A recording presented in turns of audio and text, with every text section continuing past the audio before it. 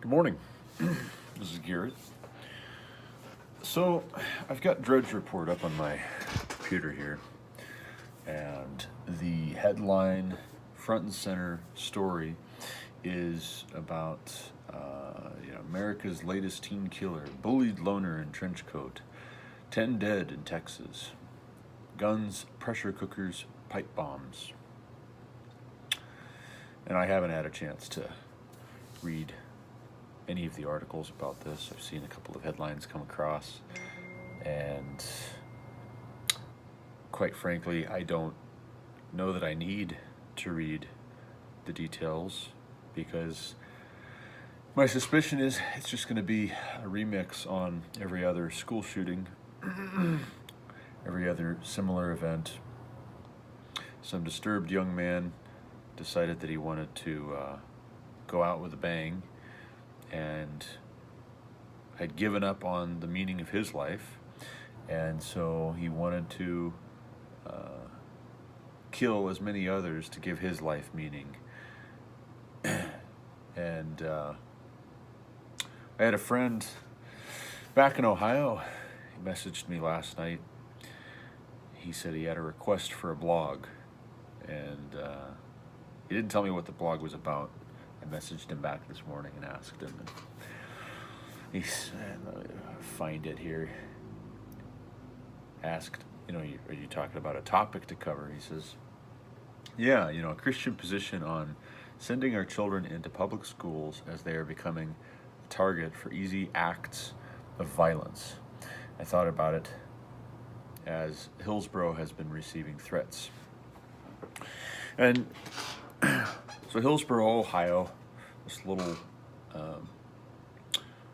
small town in the center of a triangle of Cincinnati, Columbus, and Dayton. And Hillsborough just kind of rests in the middle of those three. And it's all, Hillsborough. And you've got Rocky Fork Lake nearby, and it's picturesque. And a lot of old buildings, a lot of history. I believe the temperance movement in the U.S.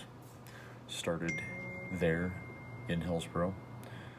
But they've been having a major drug problem in the area for several years. The area was very economically depressed after the DHL freight forwarding facility in Wilmington folded up and moved somewhere else.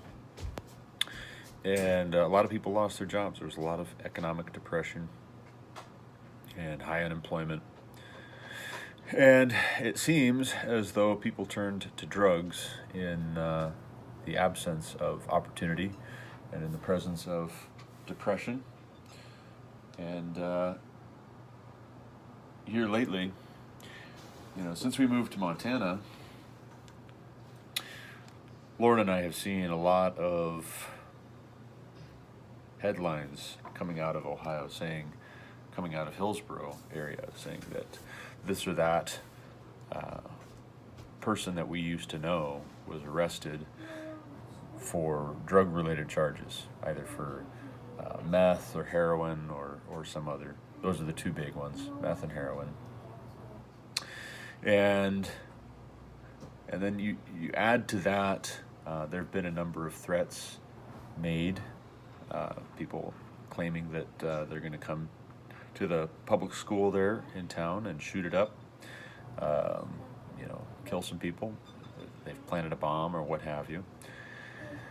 And so here's the question, what is the Christian position on sending our kids into public schools when you consider the threats to physical safety which are posed by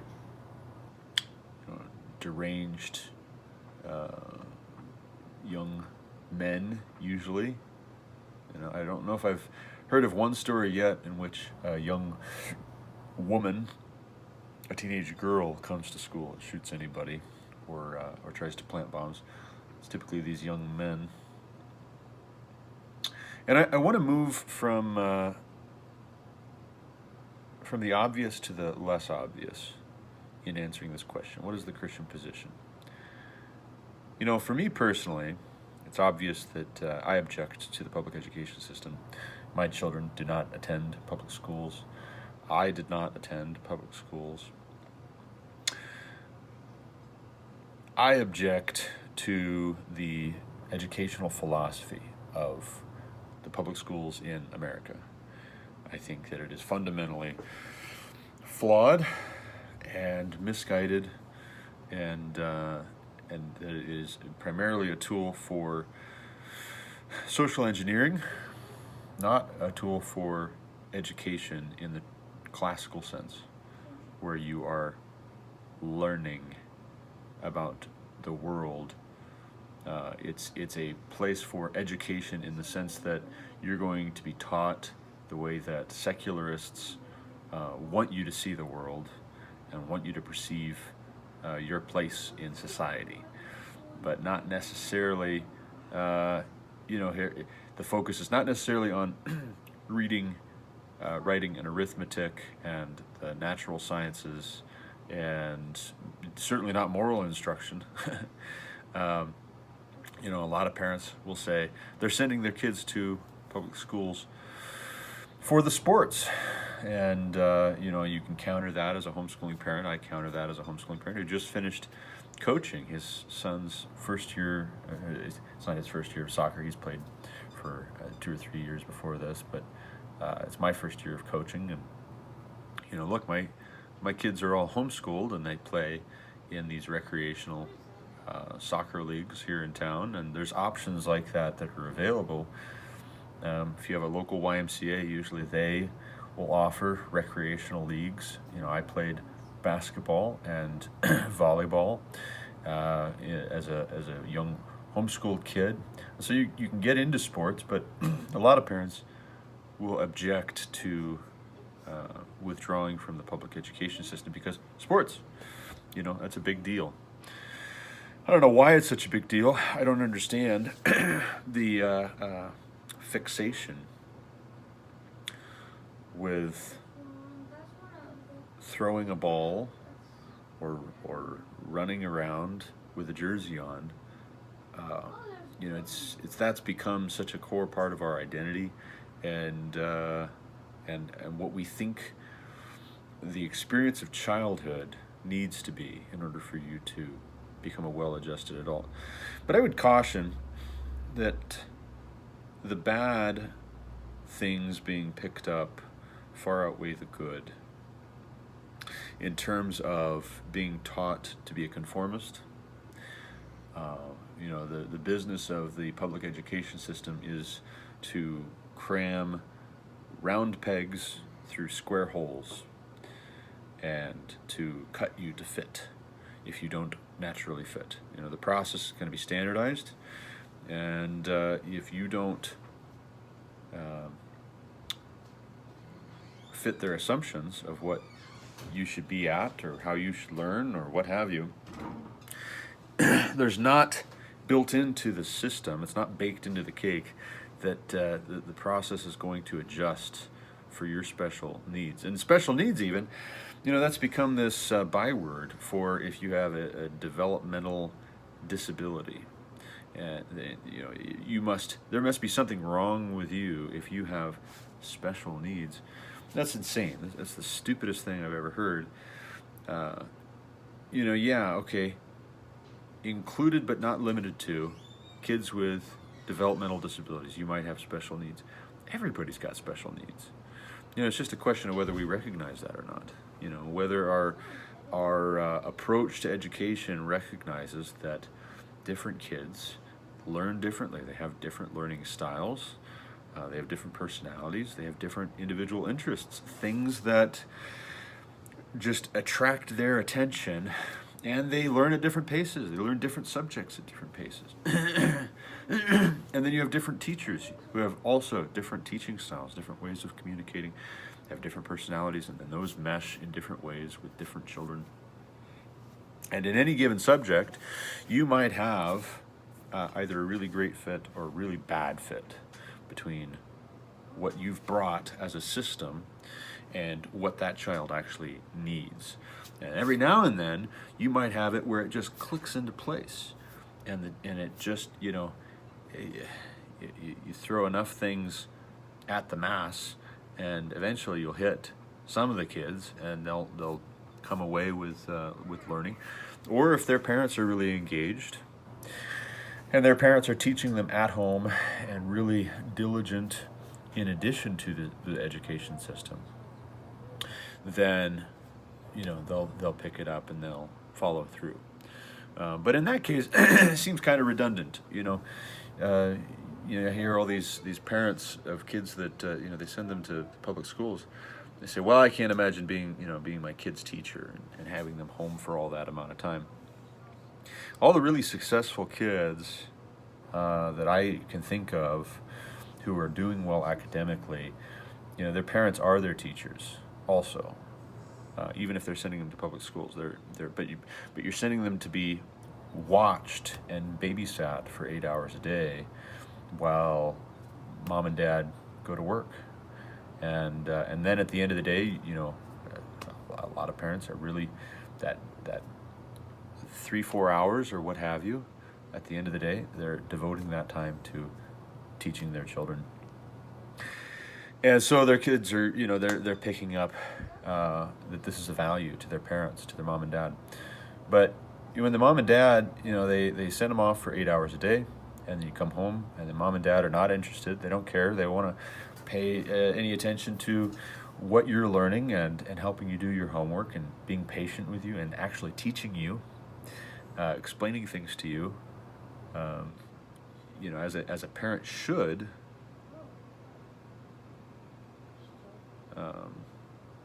Then the child comes away learning this is not a value. This is not important. This is not something that I really need to pay attention to because my parents are not paying attention to it.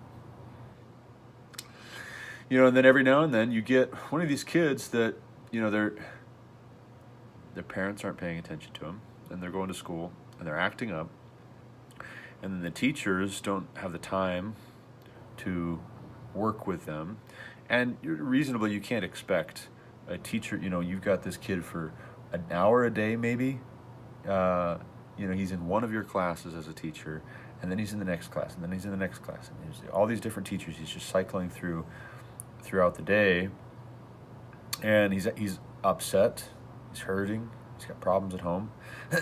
You got 30 kids, and then his next teacher has 30 kids, and then his next teacher has 30 kids, and he's just one among 30, and that's just 1 year, and you repeat that process from kindergarten on up until, however old they typically are when they decide they want to just shoot up the school in a rage, cold rage, murderous rage.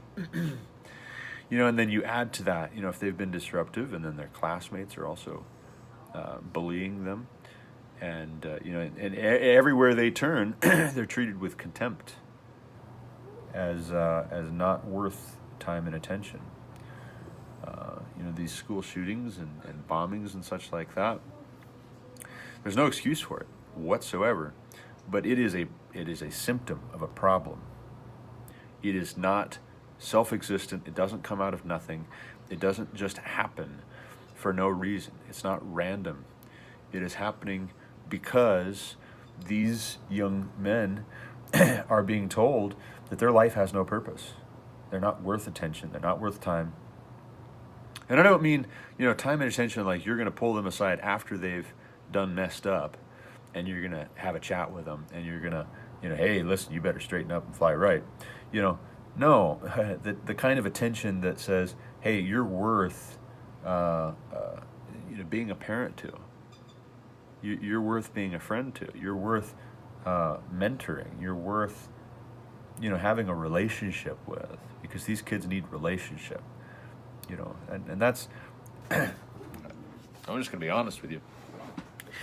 That is the hardest thing to point out as a contrast between public education and home education, is that, the public school parents that are sending their kids off to other people for 8 hours a day, you're missing out on, and then I'm a father, I'm a working father, I go out, I work long hours,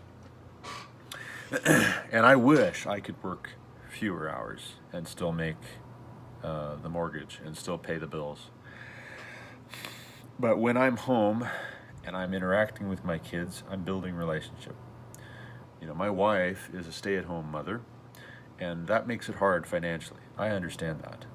I'm not some, you know, wealthy heir of a fortune who is, just able to, oh yeah, honey, don't worry about it. You don't have to work. I've got to pay. We've got just stacks and stacks of cash in the bank. But we made the decision. My wife is going to stay home and raise our children, and we're going to homeschool because we object to drugs and teen pregnancy and teacher sex scandals and secularism and an anti-Christian, anti-gospel philosophy and worldview being imposed on children from little on up. Your little 5-year-old who's crying, not wanting to go to school on the first day, crying because he or she wants to just stay home with you. From little on up, they're teaching them to be godless because they've created a whole system that is godless. It's godless. You could say, well, they're not pulling them aside and telling them the Bible isn't true. No, they're just treating it as irrelevant because it's not allowed. You're not allowed to bring your Bible into the discussion.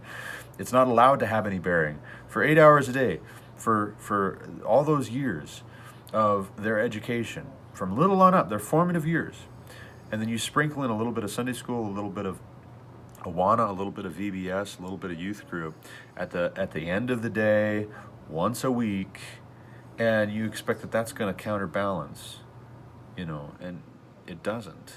And the vast majority of kids, it doesn't. And then there's this minority within the system who take that atheistic survival of the fittest, Darwin's origin of the species, that godless school system, telling them that they are not worth individual attention, not worth relationship. A whole society of parents who are confused, and it's a chicken and an egg scenario, right? Because on the one hand, you can say, and the public school defenders will say, it's these damned parents not parenting their kids. They expect the schools to raise their kids. To be fair, the schools are designed and expecting to raise the kids. Only they're not set up. And then when it fails, then you point the finger back at the parents. Meanwhile, the parents taking the hands off the wheels with exceptions. There are exceptions, and there's some notable exceptions. And I don't want to be unfair to them, paint with a broad brush. Parents take their hands off the wheels and say, well, the school will handle that. The school takes care of it. The school has my kid for 8 hours a day. And you can't have your cake and eat it too. You can't say, well, my kids have these wonderful teachers who are such a huge impact in their lives, and then also turn around and act like you are just as diligent a parent, only spending an hour with your kid, as you would be if you were spending 12 hours a day with them, if they were home. And then you sprinkle in a little bit of supplemental education, tutoring, taking them to a homeschool co-op or whatever, where it's needed, and that should be the case. God gave us these children to raise. He didn't give the state these children to raise. I think we've been, and it's not. It's the forest through the trees, right? For most of these American parents, who they went to public school. The majority of them, by the numbers, went to public school. Their parents went to public school. Their grandparents went to public school. And it was compulsory. You didn't have an option. And only in recent years has there been a growing percentage who have said, as my parents did, as my aunts and uncles did, and I've got 50 cousins, first cousins. I've got a pretty big extended family. Most of them were homeschooled. And I think that came easier because my grandparents on my dad's side were raised Amish, and then they were Mennonites, and then you've got this mentality of the world is there and we're gonna insulate ourselves.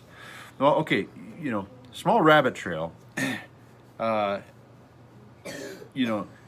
object. I'm not Amish. I'm not Mennonite. We attend Christian Missionary Alliance churches. A whole denomination of churches based on sending people out, making disciples. Go and make disciples of all nations, teaching them to observe all that I've commanded you. So I'm not a Mennonite, and I work, my job is I'm an automation technician. Here it's a Saturday morning, and I'm being asked if I will come out to a well and troubleshoot a meter that automatically reads water, and it's under reading. So obviously I'm not, and I'm posting a flippin' YouTube video here, so I'm not backwards. I am very much about technology and advancement and getting a voice out there. Being involved, being engaged. I just coached a soccer team. I coached 2 soccer teams, actually, if you want to know the truth. But on the flip side, my son John is about to be born here. And, I joke with my wife every now and then, with our kids, just, hey, it's your birthday, Daniel. How old are you, Daniel? Is Daniel awake? Oh, no. Okay. Well, anyway. Hey, Daniel, you just turned 7. It's about time for you to move out, get a job, start paying your own bills, get your own phone, get your own vehicle. And, my kids, they grin and they smile and they, oh, Dad, I'm not ready for that. And that. There's child labor laws because we don't treat children like adults. And we don't say to a child, hey, it's time to go move out, start the real world at 7. And John's about to be born. And, when he's born, when he's 5 days old, I'm not going to send him off to somebody else for 8 hours a day to be raised by them. My wife isn't going to send him off to somebody else for 8 hours a day. Why in kindergarten? Why is that the age where you say, well, it's time to stop sheltering our kids? No, John, we're going to shelter John for several years. And why is it some standardized one-size-fits-all where somebody else gets to decide that at kindergarten age, by the way, kindergarten, I believe is a German word for child garden. Let's find it.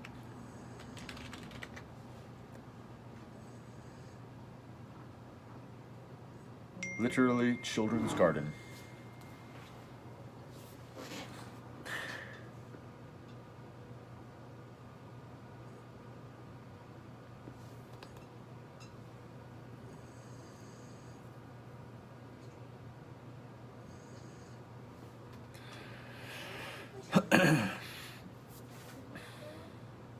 Why is it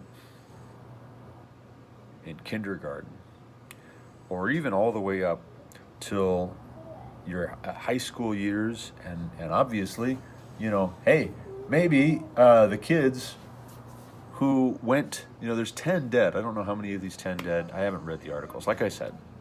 But I just know they're going to be the same as every other school shooting articles I've seen. And who's presenting a solution to this? If these 10 dead in Texas, if they're kids,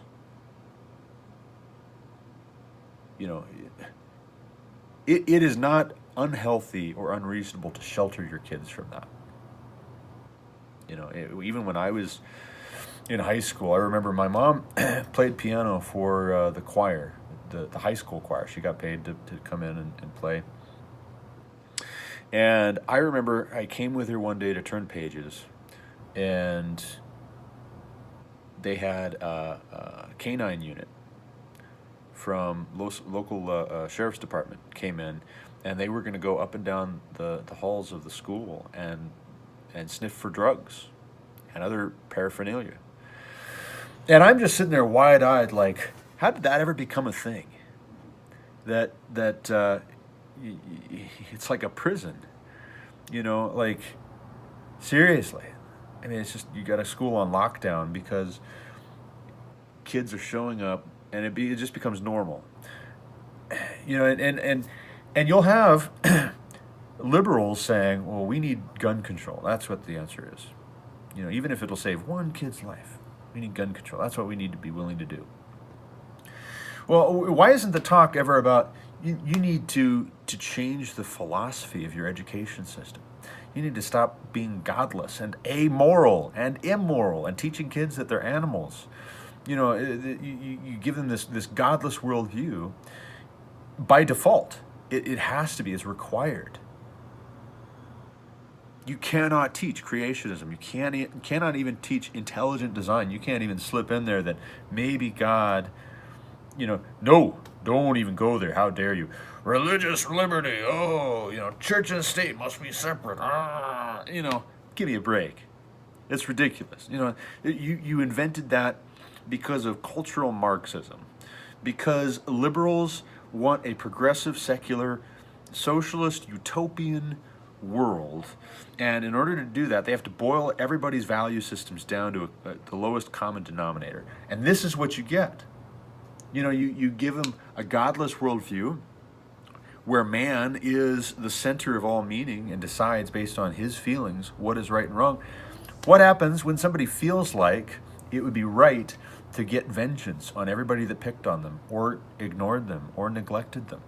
And they're angry and they want attention. And so the way they're going to get attention is by guns, pressure cookers, and pipe bombs at their school. And you can get upset with me and you can say, how dare you say that? How dare you? But at what point, here's a question I asked a good friend of mine, and he sends his kids to the local public school. And he tells me that they're the exception. That public school is the exception. And his kids are fantastic. And him and his wife are fantastic. And I love them dearly. I really do. And I think the world of them. Another good friend of mine, he is a public school teacher. Several of my friends are public school teachers. I have a lot of friends. My grandmother was a public school teacher, career public school teacher, 30, 40 years. But here's the question I ask, and especially for the Christian parents. You're going to say, my kids need to be salt and light. I need to be salt and light. How else are we going to connect with these other parents? How else are my kids going to make friends with these kids that are coming from unchurched homes? Well, first of all, you notice the trend is away from attending church, right? Culturally. How did that happen? Did that just happen because we as a culture drifted, because of movies, because of Hollywood, because of music, because of secularism, because of politics?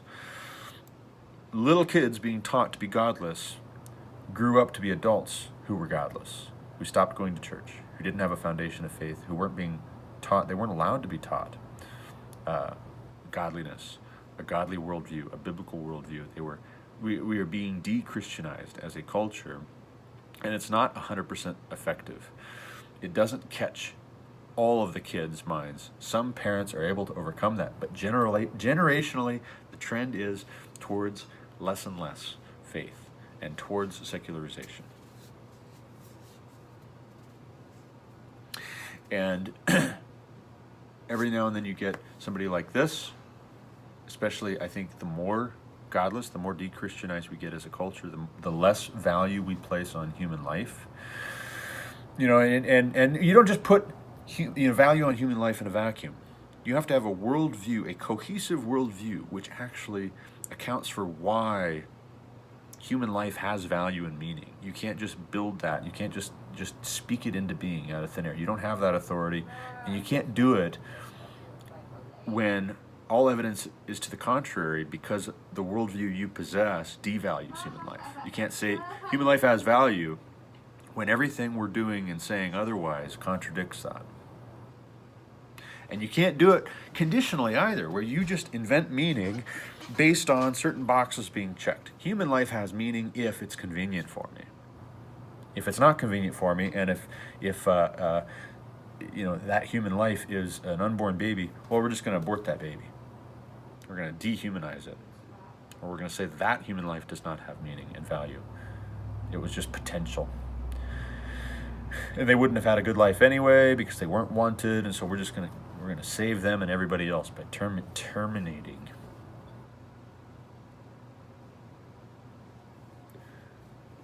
This disturbed young man and so many other disturbed young men decide that the lives of their classmates and their teachers and school administrators and whoever else, that those lives were not convenient to them. So they terminated those lives.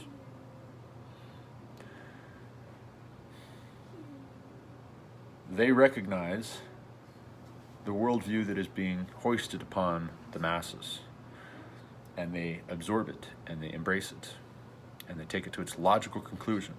If survival of the fittest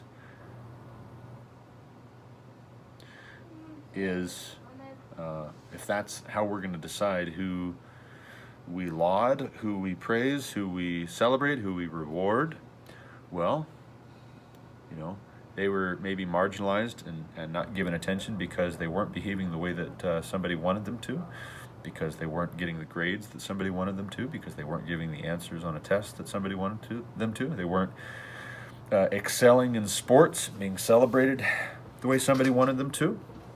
They were mediocre, maybe, or they were slipping through the cracks, and there wasn't anything super spectacular about them. And then they decided, well, this is the great equalizer. This is how I'm going to be spectacular. This is how I'm going to be the fittest. I'm going to show up at school. And what moral case does the godless system make for what this kid did being wrong? You got 3,000 babies a day murdered. And there's not a damn thing that the government does to put a stop to it. In fact, if you try to put a stop to it, they'll put a stop to you. And that's business as usual. That is the status quo. But this is a tragedy. Explain that to me.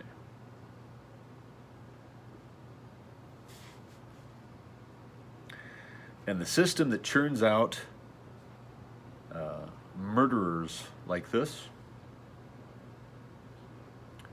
who take the dehumanizing, the desensitizing of our values, who take that secularization, who take that emotive-based morality. What do I feel like? Well, that determines what's right and wrong. They take that to its dark but logical conclusion.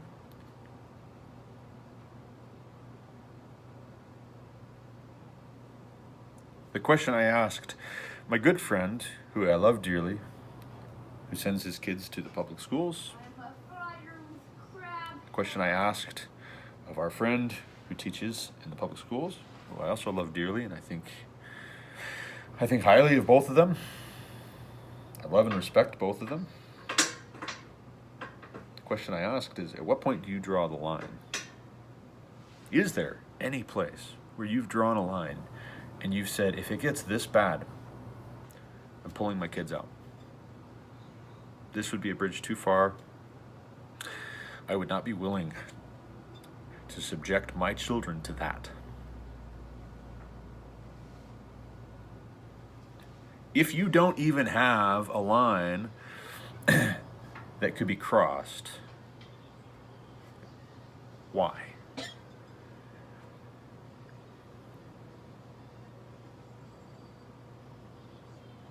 There's something wrong, something broken.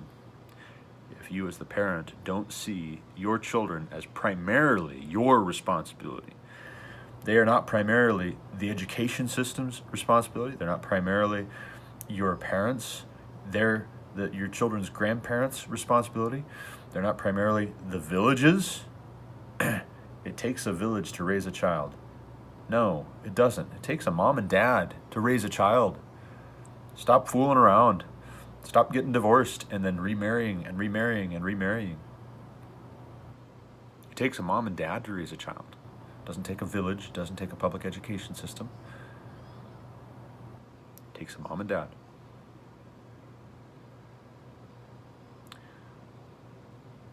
God gives to parents the responsibility to raise their children.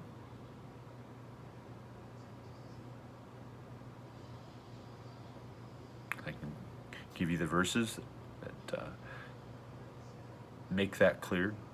all of the verses that talk about raising up a child, training a child, they're talking to parents, telling parents to do this, mothers and fathers. Not a single one of them says, hey, system, hey, government, hey, state. You have these 4 young men, Daniel, Shadrach, Meshach, and Abednego, who are in Babylonian captivity. And they're young Hebrew men. And they're hauled off to a foreign country to be raised and to be taught in the king's court so that they can be grafted into the political system of the Babylonian court. And then they can be administrators, they can be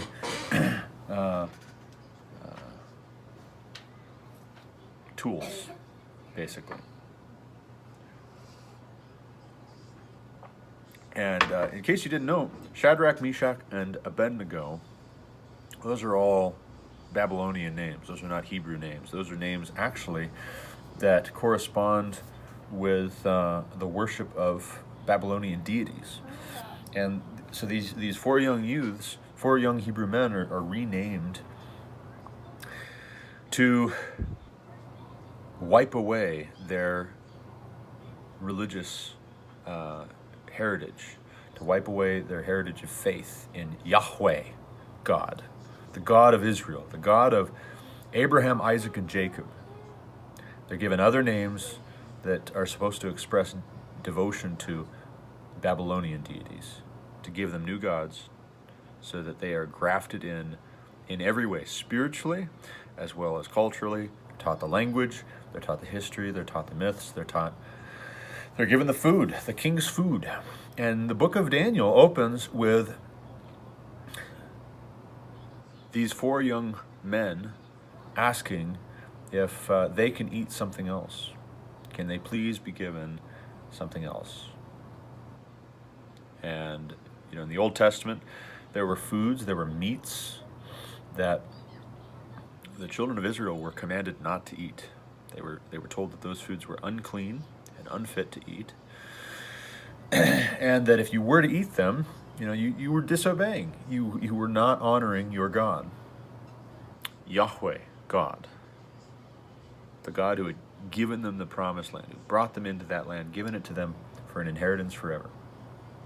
So these 4 young men, they ask if they can be given something else to eat, but they have to ask. It's not a given. And they're depending on the goodwill of this administrator who's in charge of them to grant them their request or not. And that's just 4 young men. Where are all the other Hebrew young men in captivity asking to be given an alternative?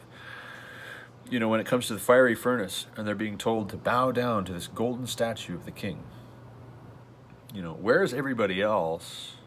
Where are all these other Hebrew exiles in captivity?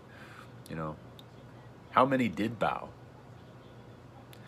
That story, Daniel, Shadrach, Meshach, and Abednego, if you have no choice but to send your kids to public school, if you're going to do it anyway, or if you feel,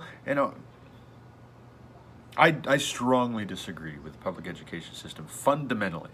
And you can say your little pocket is an exception, and you're a teacher, and you're going to make the difference. You're going to be the change you want to see in the world, and you guys do it differently. And I can't confirm or deny that. I have no way of testing your claim, and I have no interest. I have no time to test your claim. That's between you and God. If you tell me that you feel convicted that your kids have got to go and be little missionaries, all I will say is that I disagree. I have every right to disagree. If you mistreat me or give me the stink eye because I disagree with you, I think that is on you. That's not on me.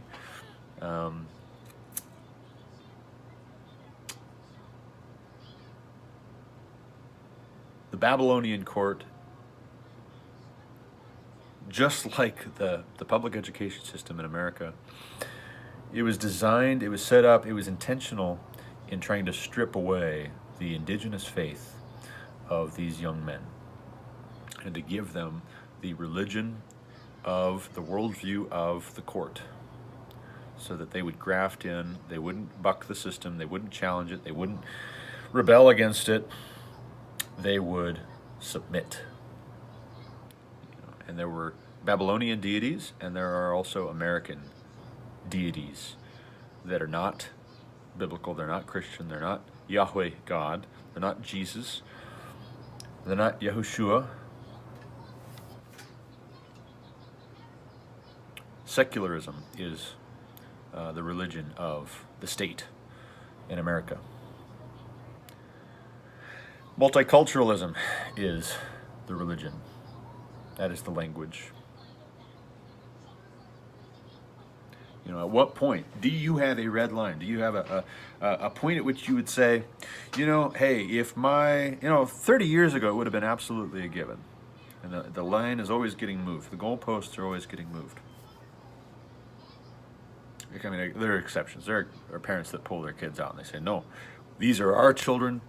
We cannot, in good conscience, send our kids into that system, that godless system. We are going to teach our kids at home. Whatever it costs, whatever it takes, whatever we have to sacrifice, we are going to do it. And kudos to them. And my hat is off to you. And I am not setting myself up as superior to anybody, better than anybody. We have our bad days. We don't always get it right. We're not perfect either. But by golly, you get closer in trying.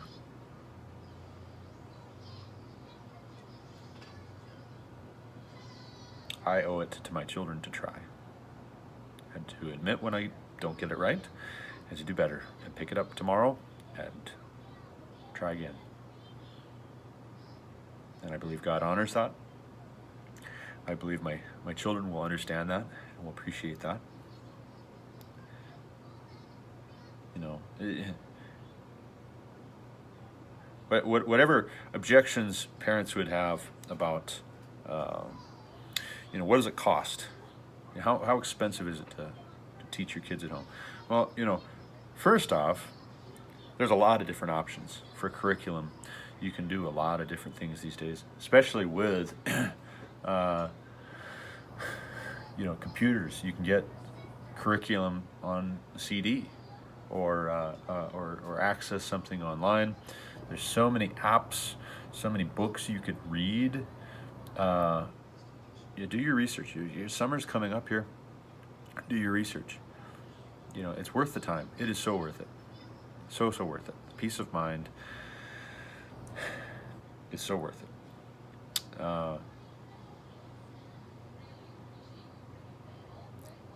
Second thing is, parents object and they say, I don't feel qualified to teach my children. Look at what the public education system is producing. The public education system, the system, not individuals within it. There are exceptions. There are exceptional teachers, and they've got their work cut out for them. And I love and respect you, even if I would not follow the same path that you're following.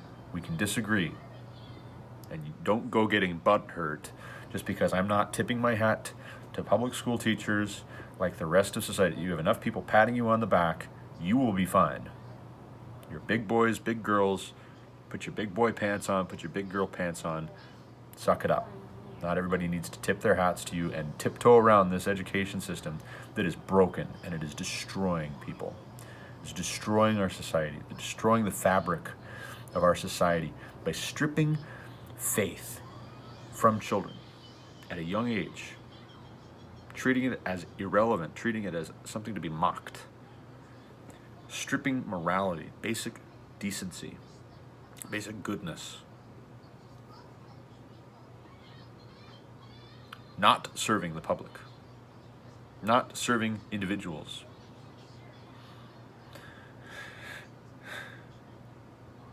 The system is not qualified to teach your kids. You are eminently more qualified to teach your children than this system is. And there are helps, there are aids, there are homeschool groups. Find somebody who is homeschooling and ask them, hey, what do I need to know? What do I read? Who do I talk with? Where do I start?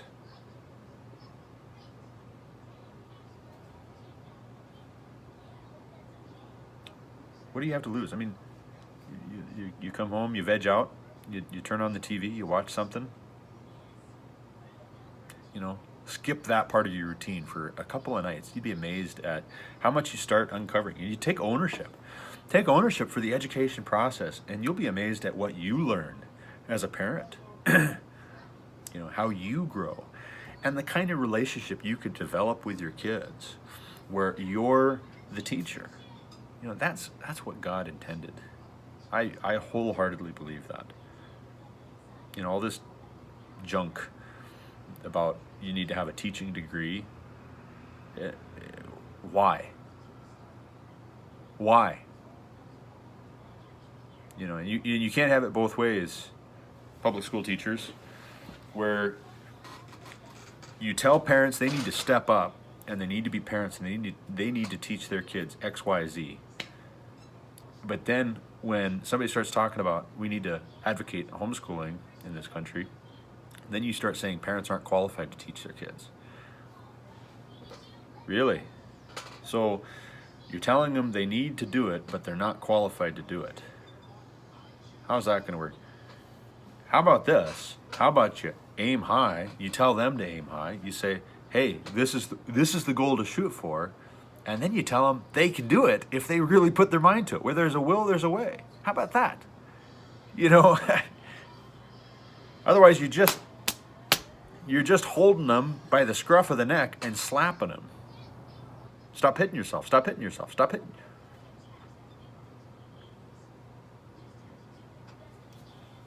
The Christian response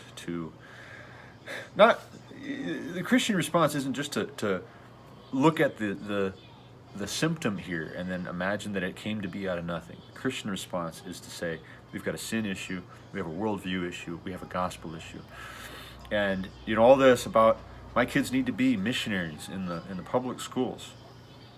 Your kids are not competent. If those parents are not competent to teach their children, why do you think that your kids are competent to teach their children? Explain that to me. You think it'd be because they come from your home, because they're showing up to school with a clean face and combed hair and nice clothes, and if they say yes ma'am, please and thank you, if they're polite, eventually that's going to rub off on their classmates. That's this. I'd not to mock that. I think it's great. But first off, you can have your kids in the mix in strategic ways. If more parents were to take ownership of the education process and to homeschool their kids,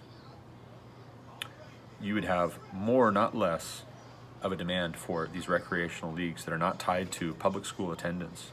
And sports should not be tied to public school attendance. That's the stupidest thing I have ever heard. My tax dollars go to supporting those flipping sports programs and everything else that goes on in the education system. My tax dollars go to that. And it's insane. It's ridiculous. It's an injustice that my kids can't take advantage of the sports programs and the drama programs, and the music programs if they want to.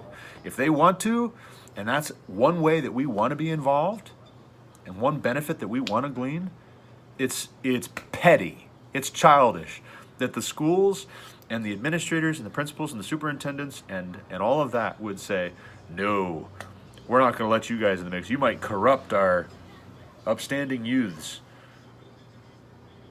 Can't let the homeschoolers in to play on the public school playground. They might break stuff, mess stuff up. You know what they might break? They might break this illusion that homeschooling is some backwards thing that parents aren't qualified to engage in. That's what the public education system is afraid of. It's a monopoly. It is a government-sanctioned, government-operated monopoly. And the teachers' unions, they don't want to reform. They don't want you to think about reform. They want you to think about their benefits, their comfort. And everybody, even the public school teachers that I know, I talk about education with them, or try to, the ones that'll stick around long enough to, without getting absolutely incensed and unfriending me, and that's happened a time or two.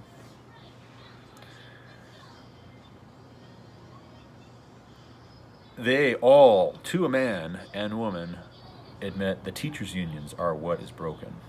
And the teachers' unions are obstructionist, and they do not want bad teachers to be held accountable. Teachers that abuse children. You can talk about parents abusing children. Teachers abuse children. The system abuses children. It is abuse, what's being taught and what's not being taught. It is negligence and abuse. Figure out. And I'm not making this video to draw a line in the sand for anybody, but I am here to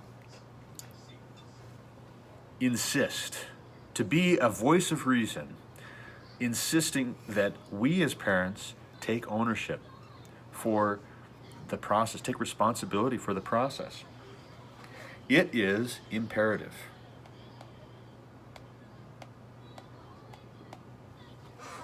Just one thing I want to read for everybody, and then I'll call it good.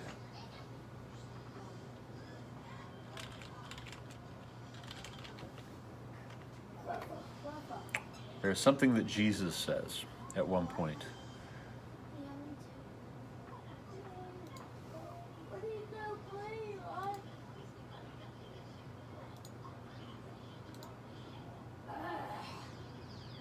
I want you to think about this. And if you never have, in any context, or if you've never thought about it in this context, I want you to. I'm asking you to. You don't have to take my word for it. Do your research, study it, think about it.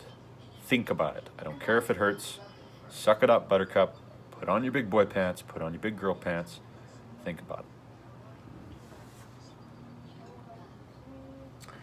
Matthew 18. I've been talking a lot about it. Your brother sins against you. That's verses 15 to 20. But verses 1 to 6. At that time, the disciples came to Jesus, saying, "Who is the greatest in the kingdom of heaven?" And calling to him a child, he put him in the midst of them and said, "Truly, I say to you, unless you turn and become like children, you will never enter the kingdom of heaven. Whoever humbles himself like this child is the greatest in the kingdom of heaven. Whoever receives one such child in my name receives me, but whoever causes one of these little ones who believe in me to sin, it would be better for him to have a great millstone fastened around his neck and to be drowned in the depth of the sea."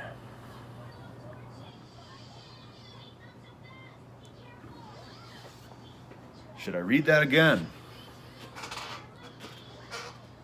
"But whoever causes one of these little ones who believe in me to sin, it would be better for him to have a great millstone fastened around his neck and for him to be drowned in the sea." Jesus said that.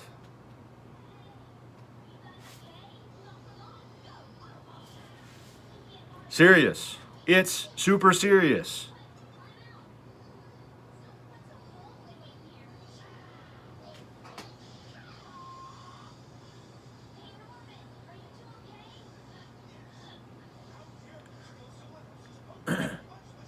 You have sex ed.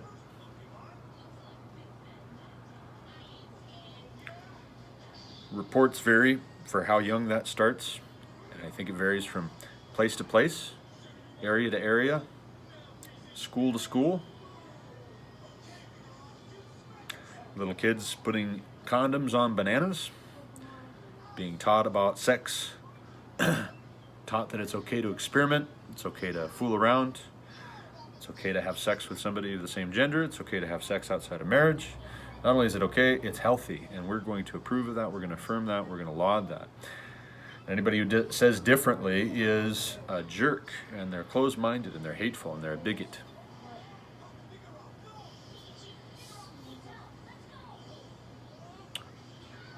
Whoa.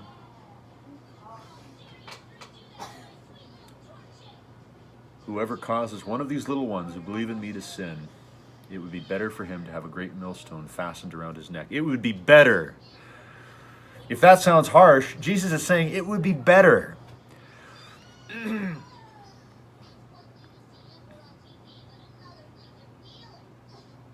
That is better than what they deserve and what they have coming. Corrupting youths. You teach these kids that if you're a boy and you want to be a girl, be a girl. If you're a girl and you want to date and have sex with another girl, do it. Do whatever feels good.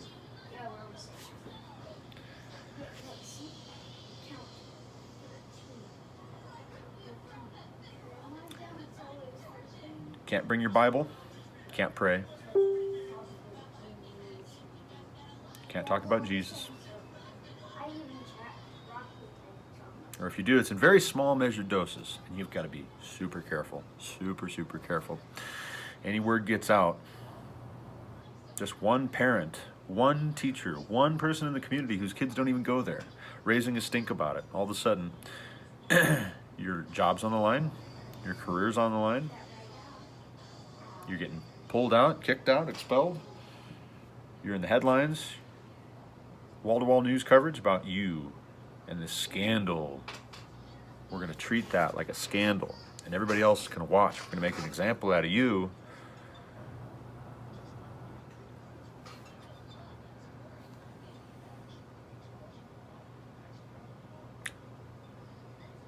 Who made you? Who made me? Who created us? Where do we come from?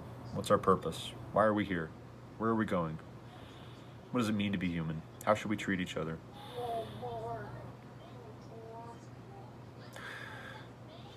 The answer to all of those questions comes from God. And yet, our school system by default teaches you that you can't talk about God in that conversation. You can't talk about the Bible, you can't bring the Bible into it. Unless you mock it. You could probably mock God, mock the Bible, and you get away with that. But you can't revere and honor God in your conversation without getting into trouble, being ridiculed and mocked, laughed out of there.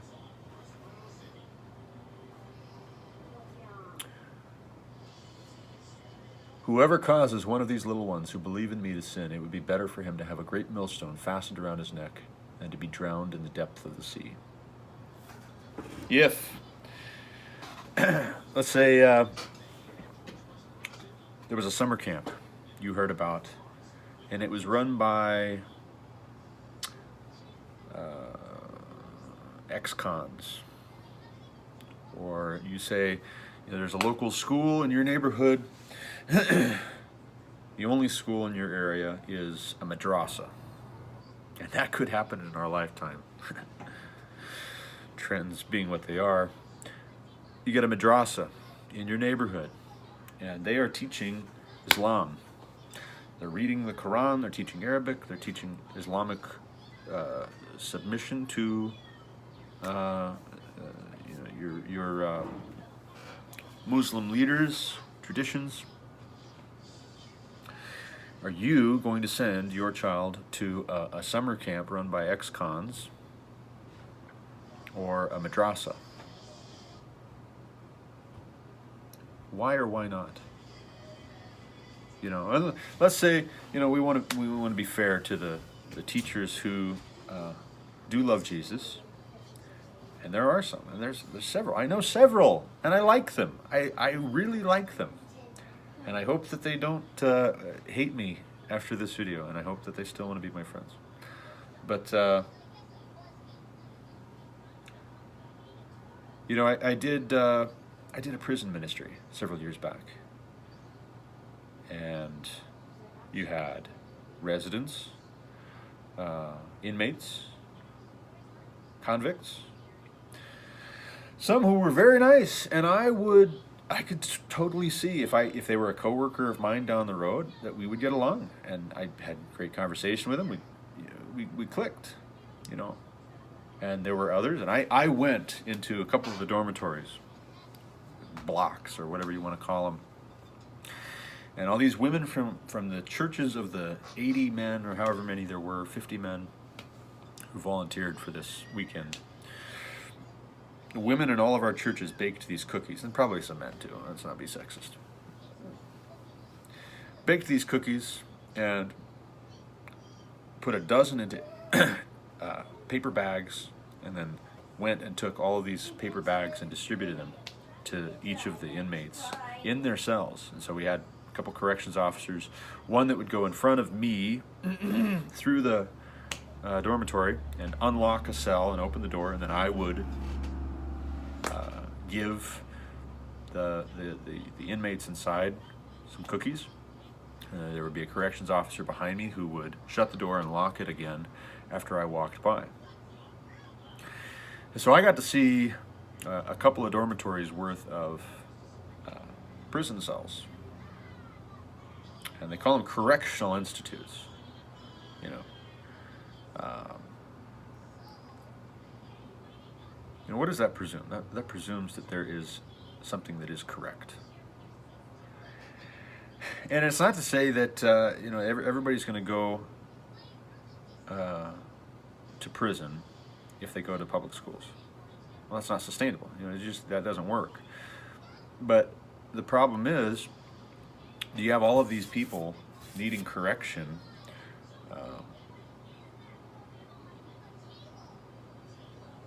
But you don't have a standard of what is correct and how to correct. Obviously, what I believe is that y'all need Jesus. And so we went in there and we were talking with them about Jesus and giving them cookies in the name of Jesus, But I saw some guys in there, they were nice, like really nice. They messed up. They did something stupid and something they shouldn't have, and they got in trouble, and now they're in there. And there were other guys that, boy howdy, I would not want to be in a dark alley alone with them, because you could just see it all over their face that they are a predator by nature, through and through, to the core, and that they would take apart anybody for fun if given half a chance, and they probably have. Would I say, hey, you get a mixed group, you get some of the volunteers for this weekend of prison ministry that we did. You're gonna have them and these convicts, these residents of the prison, and we're gonna bring kids in 8 hours a day, and we're gonna have some of the volunteers, some of the street and narrow path Christians who haven't. I'm sure we've all done bad stuff too that we should have gotten in trouble for. I haven't.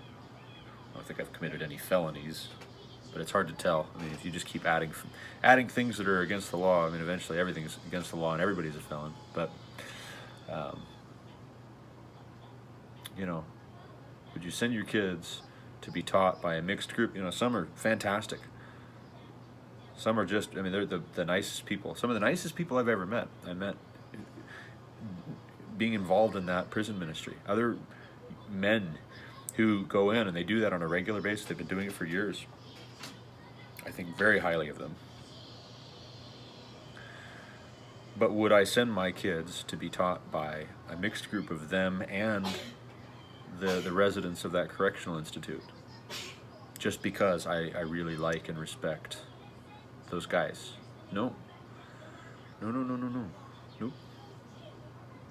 And if they got offended by that, wouldn't change the facts of the situation. That would be a moment of weakness for them and immaturity. It wouldn't change one iota what I needed to do, what my responsibility was.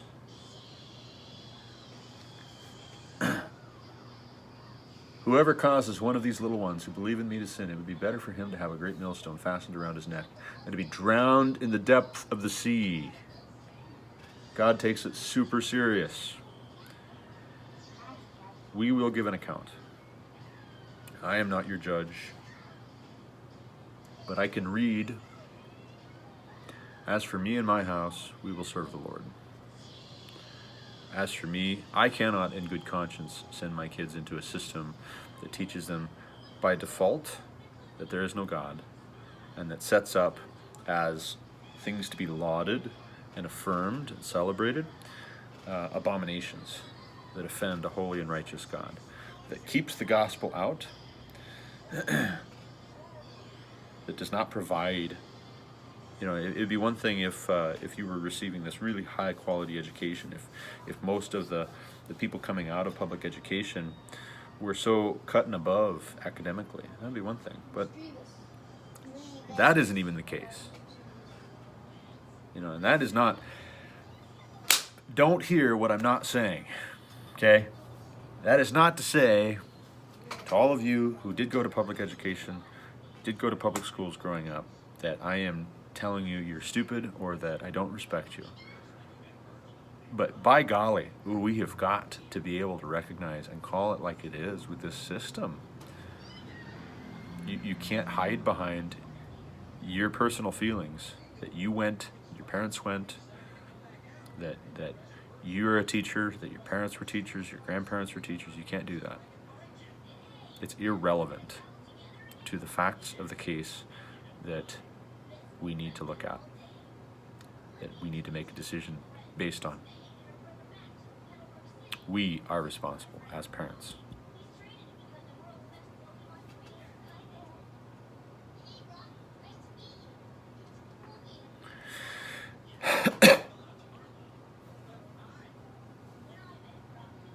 Daniel, Shadrach, Meshach, Abednego, they turned out all right for all intents and purposes. It certainly appears they were heroes of the faith, but that's not a prescriptive story.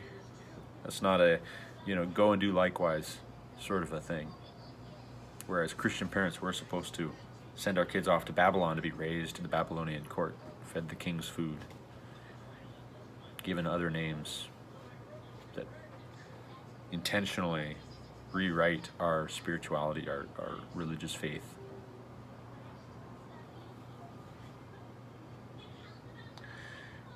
Honestly, this whole physical safety thing, if that's what it takes to get your attention, I'm not even primarily fixated on that, because that's just an outgrowth of what is happening spiritually.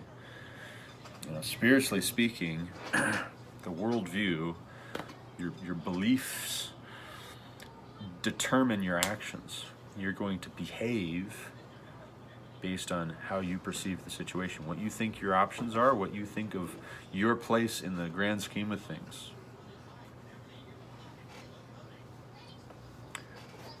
Education is about worldview construction,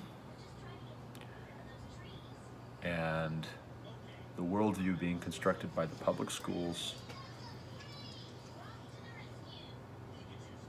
is anti-Christian.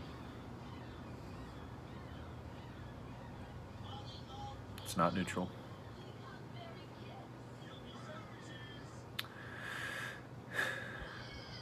Anyway, I'm going to leave it there for right now. I need to get to work.